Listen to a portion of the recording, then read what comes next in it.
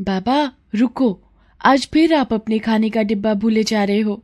अरे मेरी लाडो बिटिया, तू मुझे कभी भूलने देती है क्या कोई चीज? इसके साथ ही हरिशंकर ने प्यार से अपनी 7 साल की बेटी प्रिया के सिर पर हाथ रखा और वहां से चले गए।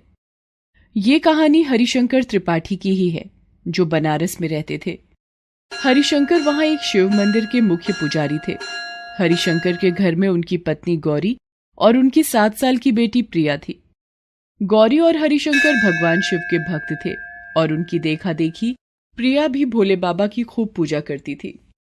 हरिशंकर रोज सुबह मंदिर जाते और शाम तक ही घर वापस आ पाते। मंदिर की मान्यता ऐसी थी कि लोग दूर दूर से भोले बाबा के दर्शनों के लिए आते थे। हर रोज की तरह उस दिन भी हरिशंकर अपने घर से सीधे शिव मंदिर पहुंचे तो इलेक्ट्रीशियन शंभुनाथ वहां पहले से मौजूद था। उसने हरिशंकर को देखा और बोला, अरे पुजारी जी, आ गए आप? अब वो जैसा आपने कहा था, मंदिर की खराब लाइट मैंने ठीक करवा दी है। और हाँ, मंदिर के सारे पंखे भी अब बढ़िया चल रहे हैं। अरे वाह, बहुत अच्छे शंभुनाथ, ये काम अच्छा हो गया। इस बार तो गजब की गर्मी पड़ रही है और भक्त महादेव के दर्शनों के लिए धूप में सारा सारा दिन लंबी लंबी लाइनों में लगे रहते हैं। अब कम से कम मंदिर के अंदर आने के बाद तो उन्हें ठंडी हवा मिलेगी। भोले बाबा सबका भला करे। ओम नमः शिवाय। हरिशंकर मंदिर के मुख्य पुजारी तो थे ही, साथ ही वो स्वभाव के बहुत अच्छे व्यक्ति थे।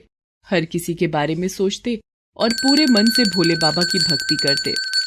वो भक्तों से मिले दान से ही महीने के आखिर में पूरे मंदिर के स्टाफ को तनख्वाह बांटते और अपने लिए तो केवल उतना ही पैसा निकाल पाते थे जिससे उनका घर चल जाए।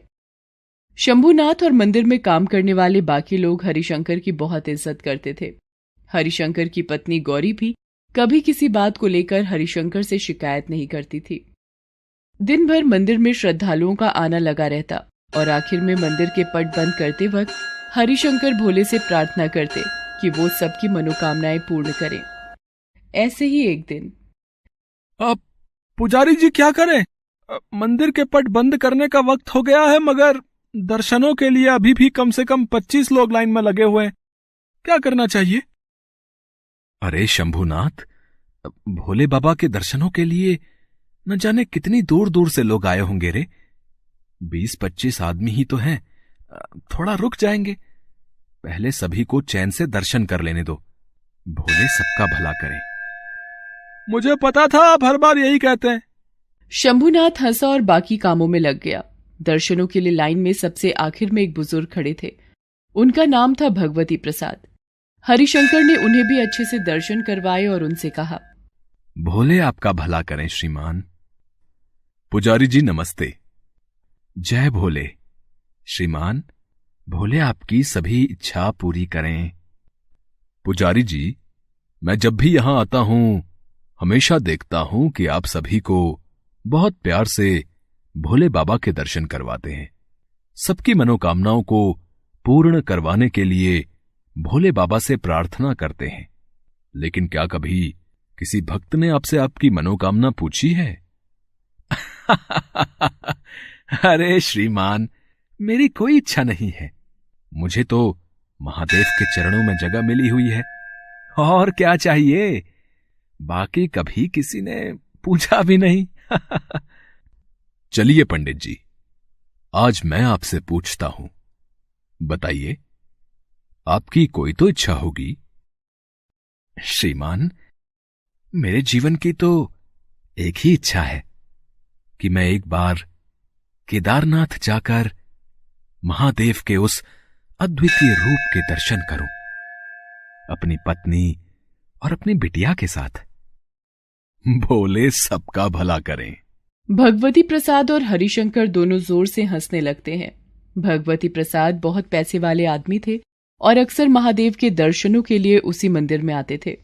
कुछ दिन बाद जब वो फिर से मंदिर गए तो उन्होंने हरिशंकर से पूछा, पंडित जी, अगर आपकी केदारनाथ जाने की इतनी ही इच्छा है तो आप जाते क्यों नहीं? क्या समस्या है? जाने की तो बड़ी इच्छा है श्रीमान, लेकिन क्या करूं, खर्चा पानी नहीं हो पाता है उतना। भक्तगण जो दान करते हैं उसी से मंदिर की देखरेख करनी होती है और अपना घर भी चलाना होता है। भगवती प्रसाद सारी बात समझ चुके थे। वो पूजा अर्चना के बाद वापस घर गए और फिर 2 दिन बाद उन्होंने अपने नौकर हरीश को बुलाया और कहा, हरीश, अरे हरीश, अरे एक काम करो बेटा, आओ। जी मालिक, बताइए। वो जो घाट वाला शिव मंदिर है ना, वहां के पुजारी हैं हरिशंकर त्रिपाठी जी। उनके घर का पता करो और ये लिफाफा उन्हें दे देना।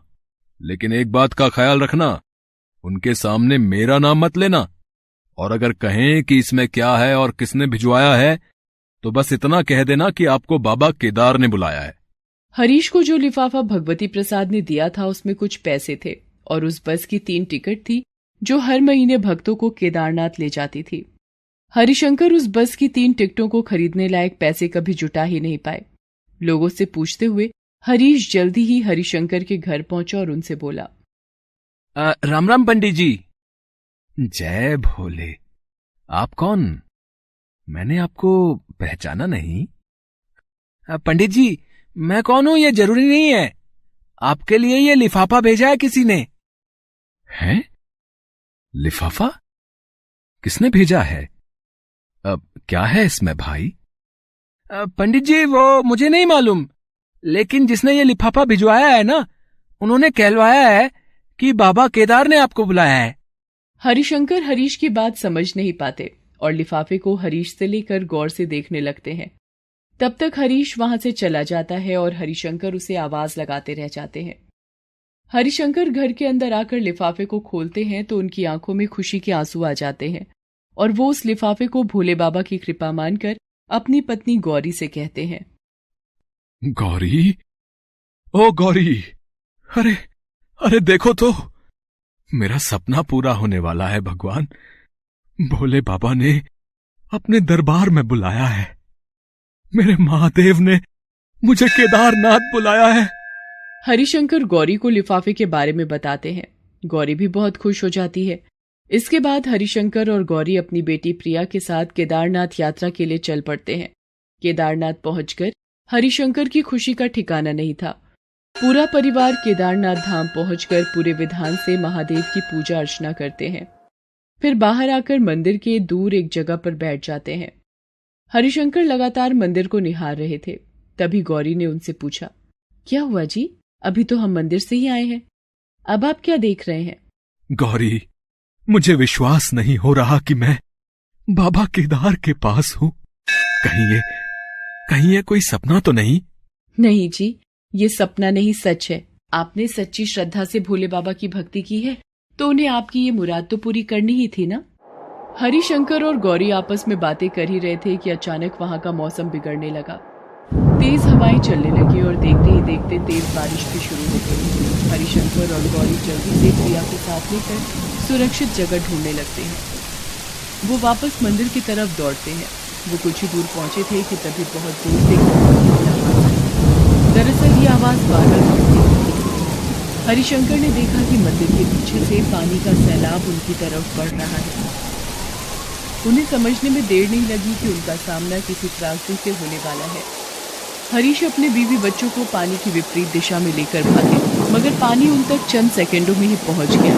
तीनों पानी के उस सैलाब में बहने लगे। गौरी, प्रिया, मेरा हाथ मत छोड़ना, मैं तुम दोनों को कुछ नहीं होने दूंगा। बाबा, हम मरने वाले हैं क्या? नहीं बिटिया, नहीं, भोले बाबा हमारे साथ हैं, कुछ नहीं होगा। तीनों एक दूसरे का हाथ पकड़े हुए पानी में बहे जा रहे थे। गौरी प्रिया का हाथ तो थामे रही, लेकिन कुछ देर बाद उसका हाथ हरिशंकर से छूट गया। हरिशंकर ने बहुत कोशिश की, मगर वो उन दोनों तक नहीं पहुंच पाए। तभी उन्होंने देखा कि एक बड़ा सा पेड़ उनकी तरफ बहकर आ रहा है। हरिशंकर गौरी की तरफ देखकर चिल्लाए, गौरी, मैं इस पेड़ को रोकने की कोशिश करता हूँ, तुम उस मकान की छत पर जाने की कोशिश करो। गौरी प्रिया को लेकर उस मकान की तरफ तैरने लगी जो थोड़ी ऊंचाई पर था, मगर वो बार बार पलटकर हरिशंकर को भी देख रही थी। काफी देर तक पेड़ को रोके रखने के बाद हरिशंकर की पकड़ ढीली पड़ गई और उस पेड़ के साथ वो भी बह गए। प्रिया और गौरी सिवाय बिलखने के कुछ नहीं कर पाए। वे दोनों कई घंटों तक उस मकान पर फंसे रहे। फिर वायुसेना के हेलीकॉप्टर ने उन दोनों को बचा लिया और उनसे हरिशंकर के बारे में जानकारी ली। हरिशंकर को ढूंढने की कोशिश की गई लेकिन उनकी कोई खबर नहीं लगी। प्रिया और गौरी बनारस अपने घर वापस आ गए। वो हरिशंकर का इंतजार करने लगे। देखते ही देखते 2 साल गुजर गए। उधर उस त्रासदी को झेलने के बाद एक बार केदारनाथ धाम को फिर से भक्तों के लिए खोल दिया गया। लोग फिर से उसी श्रद्धा के साथ बाबा केदार के दर्शनों के लिए आ रहे थे। तभी मंदिर के बाहर एक न्यूज रिपोर्टर अपनी रिपोर्ट में बताता है, इस वक्त हम खड़े हैं केदारनाथ मंदिर के द्वार पर। हजारों श्रद्धालु दूर दूर से भोले बाबा के दर्शनों के लिए आ रहे हैं, साथ ही चमत्कारी बाबा को देखने भी। कौन है ये चमत्कारी बाबा? आज हम आपको उनसे मिलवाएंगे, जो पिछले 1 साल से मंदिर की सीढ़ियों पर ही ध्यान लगाए बैठे हैं। वो एकटक मंदिर की तरफ देखते रहते हैं, दिन हो चाहे रात, धूप हो चाहे बर्फबारी। वो यहां से एक पल के लिए नहीं हटे। यहां आने वाले भक्त भोले बाबा के दर्शनों के बाद इनका आशीर्वाद लेना नहीं भूलते। वो चमत्कारी बाबा कोई और नहीं बल्कि हरिशंकर ही थे, जो उस त्रासदी से तो बच गए थे पर अपनी याददाश्त खो चुके थे। उन्हें याद थे तो बस महादेव। वो मंदिर के बाहर बैठकर बस उनकी आराधना में ही लीन थे, लेकिन उनकी परीक्षा अब खत्म होने वाली थी। उस न्यूज रिपोर्टर की लाइव रिपोर्टिंग वहां से कई 100 किलोमीटर दूर बनारस में भगवती प्रसाद अपनी टीवी पर देख रहे थे।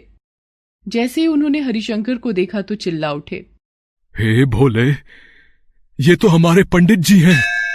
इसका मतलब हरिशंकर त्रिपाठी जिंदा है। हरीश, ओ हरीश, जल्दी गाड़ी निकालो। भगवती प्रसाद सीधे घाट वाले मंदिर पहुंचे। उन्होंने देखा कि गौरी मंदिर के आंगन में झाड़ू लगा रही थी और प्रिया शिवलिंग के सामने आंखों में आंसू लिए हाथ जोड़े बैठी थी। भगवती प्रसाद ने दंडवत होकर भोले बाबा को प्रणाम किया और फिर प्रिया के सिर पर हाथ रखकर बोले, बिटिया, आंसू पोंछ, हमें केदारनाथ जाना है तेरे बाबा को लेने। प्रिया और गौरी ये सुनकर चौंक जाते हैं। भगवती प्रसाद उन्हें सारी बात बताते हैं और फिर उन्हें लेकर खुद केदारनाथ जाते हैं। वहां हरिशंकर को पाकर गौरी और प्रिया बहुत खुश होते हैं। शुरू में हरिशंकर उन्हें नहीं पहचानते तो गौरी और प्रिया वहीं उनके साथ रहकर उनकी सेवा करते हैं और उन्हें सब कुछ याद दिलाने की कोशिश करते हैं।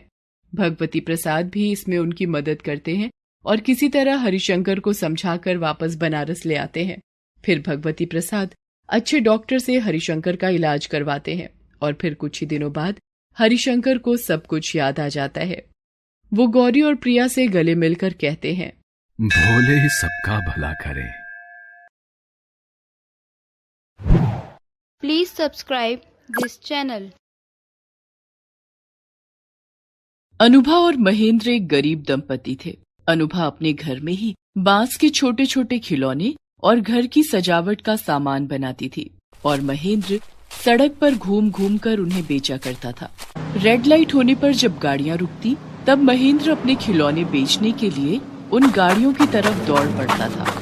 बाबूजी, ये खिलौने ले लो, बांस के खिलौने हैं, हाथ से बने हुए। अरे नहीं नहीं, नहीं चाहिए। मेम साहब, घर की सजावट का सामान ले लो। ये गुलदस्ता कितने का दिया? मेम साहब, ये 200 रुपए का है। इतना महंगा? इससे अच्छा तो मैं मॉल से खरीद लूंगी, वहाँ ब्रांडेड सामान मिलते हैं। तुम्हारे सामान की तो कोई ब्रांड ही नहीं है और ना ही कोई गारंटी है। महेंद्र के लिए उन खिलौनों को बेचना एक चुनौती भरा काम था। उसे देखकर लोग अपनी गाड़ी की खिड़की खोलना तो दूर, मुंह फेर लेते थे। महेंद्र अनुभा के बांस से बनाए हुए सामान को बेचने के लिए बहुत मेहनत करता था। वो ट्रैफिक में भी घूम घूम कर अपने सामान बेचा करता। इसी दौरान एक दिन महेंद्र सामान बेचने के लिए जल्दबाजी में सड़क पार कर रहा था कि अचानक सामने से आ रही एक तेज रफ्तार गाड़ी ने महेंद्र को जोर से धक्का मार दिया और महेंद्र वहीं सड़क पर गिर गया। इस हादसे में महेंद्र की मौत हो गई। महेंद्र की लाश जब उसके घर लाई गई तो उसे देखकर सदमे से उसकी पत्नी अनुभा की भी मौत हो गई।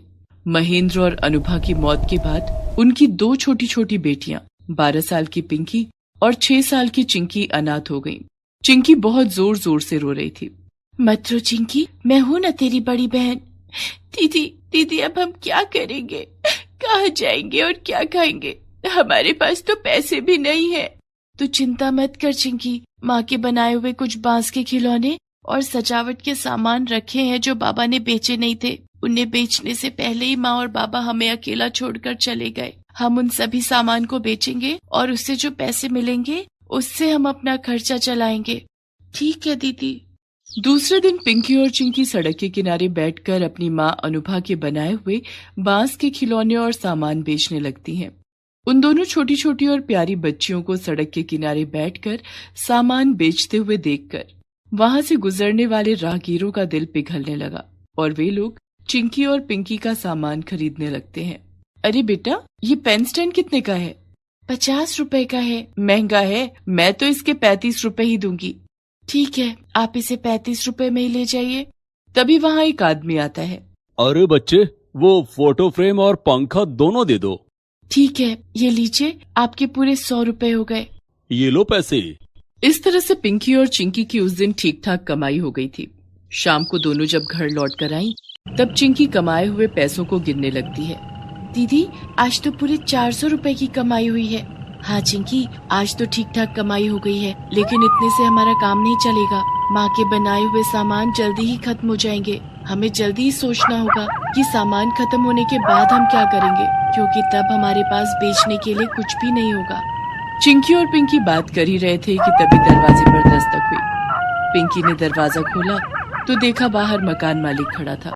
देख पिंकी, तुम्हारे पापा ने पिछले 3 महीने का किराया नहीं चुकाया था और इस महीने का किराया भी बाकी है। 5,000 के हिसाब से 4 महीने का किराया 20,000 रुपए होता है। मुझे कल शाम तक मेरे 20,000 रुपए दे दो, नहीं तो तुम्हारा सारा सामान उठवा लूंगा और घर खाली करवा दूंगा। अंकल, आपको तो पता है कि हम अनाथ हो गए हैं। हमारा इस दुनिया में कोई नहीं है। इतनी बड़ी रकम हम कहाँ से लाएंगे? हमें थोड़ा समय और दे दीजिए, हम थोड़ा थोड़ा करके आपका किराया चुका देंगे। तो ठीक है, आज से ही शुरुआत कर दो। लाओ आज के पैसे। और मकान मालिक चिंकी के हाथ से रुपए छीन लेता है। दूसरे दिन पिंकी और चिंकी ने बांस का सामान बेचकर जो कमाया वो भी मकान मालिक ने किराए के नाम पर उनसे छीन लिया। दीदी, इस तरह से तो हम एक पैसा भी नहीं जोड़ पाएंगे। हमारे पास कुछ खाने के लिए भी पैसे नहीं है। मेरे मन में एक ख्याल है, हम कल वैसा ही करेंगे। क्या करेंगे दीदी? कल सुबह हम कपड़े और बेचने वाले सारे सामान लेकर यहाँ से निकल जाएंगे। पहले हम अपना सारा सामान बेच देंगे और फिर यहाँ लौट कर नहीं आएंगे। हम लोग अपने रहने का इंतजाम कहीं और कर लेंगे। इससे हमें मकान मालिक को और रुपए भी नहीं देने पड़ेंगे। तो क्या मकान मालिक को बिना बताए हम यहाँ से भागने वाले हैं? हमारे पास और कोई रास्ता भी नहीं है चिंकी, लेकिन हम जाएंगे कहाँ दीदी? वो हम कल सोचेंगे। अभी खाना खाकर जल्दी सो जाते हैं, क्योंकि कल सुबह हमें यहाँ से जल्दी निकलना होगा। पिंकी खाना बनाती है और दोनों बहनें खाना खाकर सो जाती हैं। अगली सुबह चिंकी और पिंकी सारा सामान लेकर घर से निकल जाते हैं। वे दोनों सड़क के किनारे बैठकर अपना सारा सामान बेचने लगते हैं। दीदी, आज तो हमें ये सारा सामान बेचना होगा, नहीं तो इन्हें लेकर हम कहाँ जाएंगे? हाँ चिंकी, हम आज अपना बांस का बना ये सारा सामान बेच देंगे। सामान ज्यादा होने के कारण उन्हें बेचने में भी काफी समय लग गया और दोनों बहनों को पता ही नहीं चला कि कब रात हो गई। रात के 8 बज गए थे। दीदी, सारा सामान बिक गया है, अब हम लोगों को यहाँ से चलना चाहिए। हाँ चिंकी, आज तो खूब अच्छी कमाई हुई है, पहले कहीं चलकर कुछ खाते हैं। दोनों बहनें एक होटल में जाकर खाना खाती हैं और उसी होटल के बाहर सड़क पर चादर बिछाकर सो जाती हैं। अगली सुबह, दीदी आज हम क्या करेंगे? आज तो हमारे पास बेचने के लिए कुछ सामान भी नहीं है। चिंकी, पहले हमें अपने रहने का ठिकाना ढूंढना होगा। रोज रोज हम सड़क पर नहीं सो सकते। हाँ दीदी, लेकिन हमारे पास तो सिर्फ 1,000 रुपए हैं। इतने पैसे में तो कोई भी हमें किराए पर घर नहीं देगा। तभी पिंकी को याद आता है कि उसने अपनी स्कूल की किताब में पढ़ा था कि कैसे एक आदमी ने अपने लिए बांस का घर बनाया था और माँ भी तो बांस के छोटे छोटे घर बनाया करती थी। दरअसल माता पिता की मौत से पहले दोनों बहनें सरकारी स्कूल में पढ़ती थी, लेकिन अनाथ होने के कारण दोनों की पढ़ाई छूट गई थी। चिंकी, हम अपने लिए खुद का घर बनाएंगे, वो भी अपने हाथों से। वो कैसे दीदी? देख, जैसे माँ खिलौने के लिए बांस का छोटा सा घर बनाती थी, ठीक वैसे ही हम बड़ा घर बनाएंगे जिसमें हम रह सकें। ठीक है दीदी, लेकिन हम इतना सारा बांस कहाँ से लाएंगे? बांस लाने के लिए हमें जंगल जाना होगा। मैं बाबा के साथ जंगल भी गई हूँ, मुझे जंगल का रास्ता पता है, तू चल मेरे साथ। और दोनों बहनें जंगल की ओर निकल पड़ती हैं। जंगल पहुंचकर दोनों ने देखा कि ढेर सारे बांस के पेड़ हैं। पिंकी ने शहर के किनारे और जंगल के बगल में एक जगह चुन ली और दोनों बहनें जंगल से बांस लाकर इकट्ठा करने लगी। धीरे धीरे करके दोनों बहनों ने काफी बांस इकट्ठा कर लिया। ये सब करते करते रात हो गई और दोनों वहीं सो गई। अगली सुबह, चिंकी उठ, हमें जल्दी से अपना घर बनाना है। और पिंकी बांस का घर बनाना शुरू कर देती है। चिंकी अपने नन्हे हाथों से बड़ी बहन पिंकी की मदद करने लगती है। लगभग 3 दिन की मेहनत के बाद पिंकी और चिंकी ने अपने लिए एक बांस का घर बना लिया था, जो देखने में बहुत ही सुंदर लग रहा था। दीदी, हमारा ये बांस का घर कितना सुंदर है ना? हाँ चिंकी, ये घर हमारे पुराने घर से भी ज्यादा सुंदर है और इस घर में रहने के लिए हमसे कोई किराया भी नहीं मांगेगा। दीदी, हम इस घर को बांस की बनी फूलों और पत्तियों से सजाएंगे। हाँ चिंकी, चलो हम बांस से फूल और पत्तियां बनाते हैं। और दोनों बहनें बांस से फूल और पत्तियां बनाने लग जाती हैं। पिंकी ने बहुत सुंदर फूल बनाए, जिसे देखकर चिंकी खुशी से चहक उठी। दीदी, जब तुम बांस से इतनी सुंदर फूल और पत्तियां बना सकती हो, तो क्यों ना इस बांस से और भी ज्यादा फूल और पत्तियां बनाकर हम बाजार में बेचें? इससे हमारी कमाई भी हो जाएगी। अच्छा आइडिया है चिंकी, हम यही काम करेंगे। अपना घर सजाने के बाद पिंकी और चिंकी दोनों बहनें मिलकर बांस से फूल और पत्तियां बनाने लगती हैं और उन्हें बनाकर बाजार में बेचने के लिए जाती हैं। पिंकी और चिंकी सड़क के किनारे चादर बिछाकर अपने बांस के फूल और पत्तियां बेचने लगती हैं। आने जाने वाले राहगीर उनसे सामान खरीदने लगते हैं। वो फूल कितने सुंदर लग रहे हैं, गाड़ी में सजाने के लिए ले लेते हैं, हमारी गाड़ी और सुंदर लगेगी ना? हाँ हाँ, क्यों नहीं, और ज्यादा ले लो, अपने घर के ड्राइंग रूम में भी सजा देना। वो फूल दे दो। ये लीजिए मैडम जी। कितने पैसे हुए? 200 रुपए हो गए। ठीक है, ये लो पैसे। और इस तरह से दोनों बहनों के बांस से बनाए हुए सजावट के सारे सामान बिक गए। दोनों बहनें खुशी खुशी घर आ जाती हैं। दीदी, हम कल और भी ज्यादा सामान बनाएंगे। हाँ चिंकी। तभी उनके दरवाजे पर दस्तक हुई। दीदी, हमारे घर कौन आया होगा? पता नहीं चिंकी, मैं जाकर देखती हूँ। पिंकी ने दरवाजा खोला तो बाहर एक आदमी खड़ा था। जी बताइए।